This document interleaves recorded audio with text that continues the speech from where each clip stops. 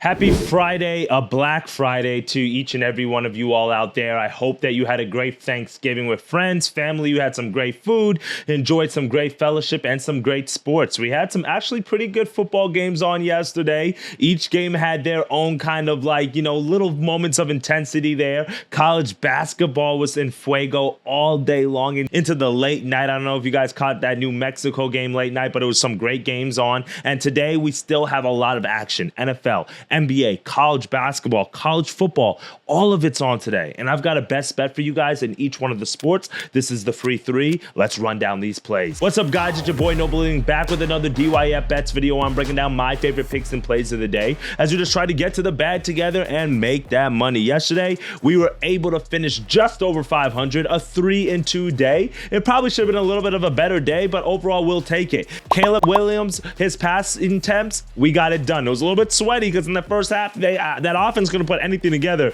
but shout out to them for getting it together late in the game there. We also got the Cowboys and Giants over, and then we cashed in on Moneyline parlay with the Packers and Lions on the money line. I was kind of biting my nails in that Lions game. I didn't know if the Bears were going to come all the way back, but I mean, it was a little nerve-wracking there. Our losses on the day, Williams' receiving yards, he blew our parlay. DJ Moore got it done. Probably should have just left him there. And then CD, he didn't really get involved in the offense that much, despite the fact that Cooper Rush was throwing it all over the field. He just really wasn't getting the ball to CD that much. 3-2 on the day. We are at 500 now for the month of November. It's been a climb. Trust me, this month has been up, down, wind sweeps, full fades, but we're at 500, and we've got about, 2 days left? So we got 4 sports, 4 picks today, and then tomorrow we've got college football, and then Sunday NFL, and then we'll wrap up a great month, all right? Hopefully we'll be over 500. So let's dive into these winners now. Smash that subscribe button if you haven't, and let's get into these winners real quick.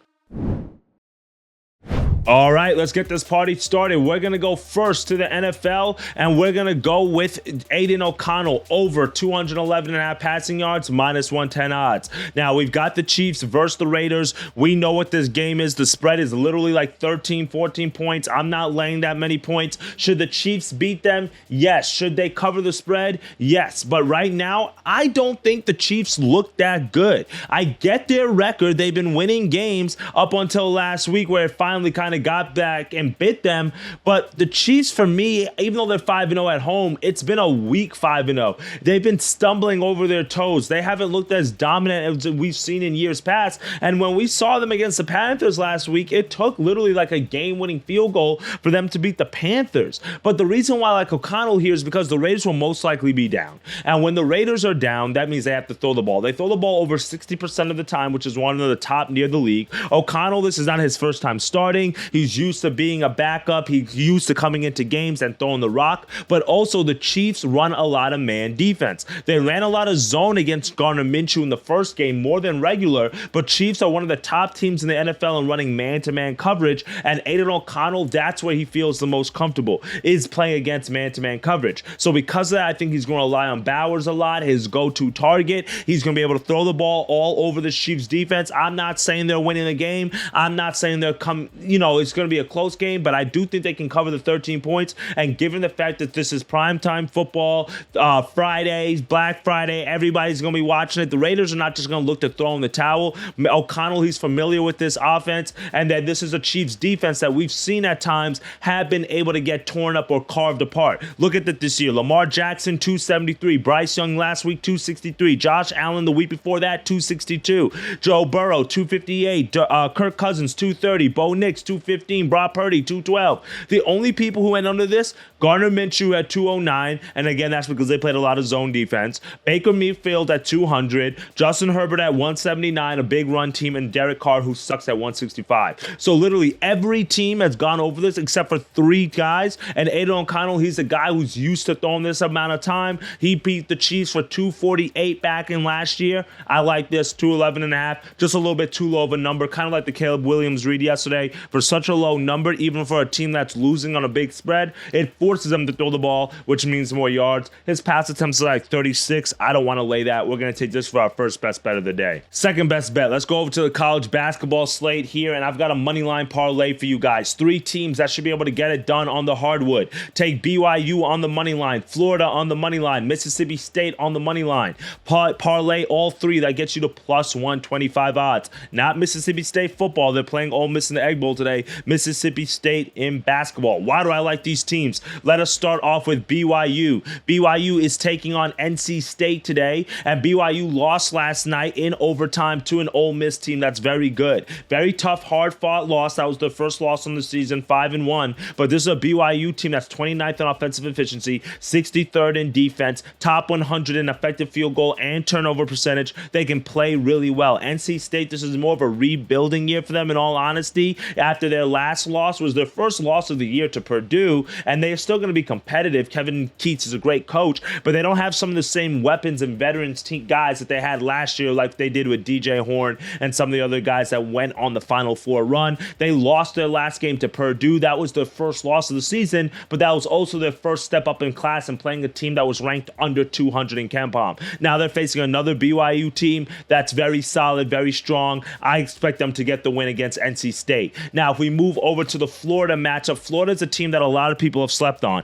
Every handicapper was on Wake Forest yesterday, plus the points. I wasn't buying it. Todd Golden has Florida playing some great basketball. Auburn, watch out because you have some competition in the SEC. Florida is 7-0 on the year after beating Wake Forest yesterday, 75-58. Keep this in mind that they have an 87-74 win over Florida State as well. So this is a team that's not only beating their opponents, they're beating them by double digits. Number 10 in offensive efficiency, number 88th in effective field goal percentage, number 33rd in defensive efficiency. This is a team that can beat you both ways. They can pound the ball inside, number 16th in two-point percentage, and they're placing a Wichita State team that literally escaped yesterday against Minnesota in overtime. It took a game-tying three-pointer with 3 seconds left when I thought Minnesota should have fouled. I don't get why these coaches don't foul up 3 in the college basketball game. I'm not going to get into that right now, but they didn't foul, and they lost the game in overtime. They're tired. Florida's a great team. Wichita State, great. They're 6-0. It's a week 6-0. Minnesota yesterday was the best team that they played,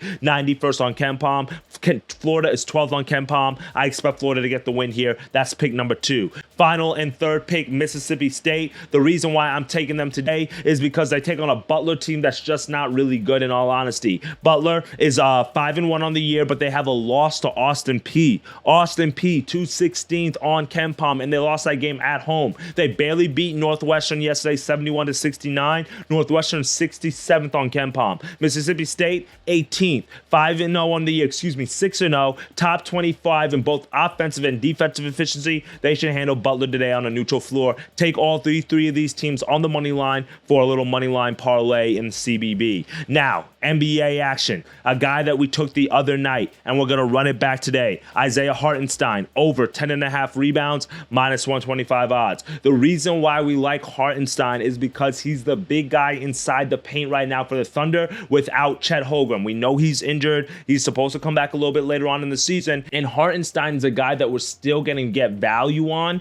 because of the fact that he's just really getting his regular season started. This is his 4th game of the regular season, and we took him in his last game against the Warriors, 14 points, 14 rebounds.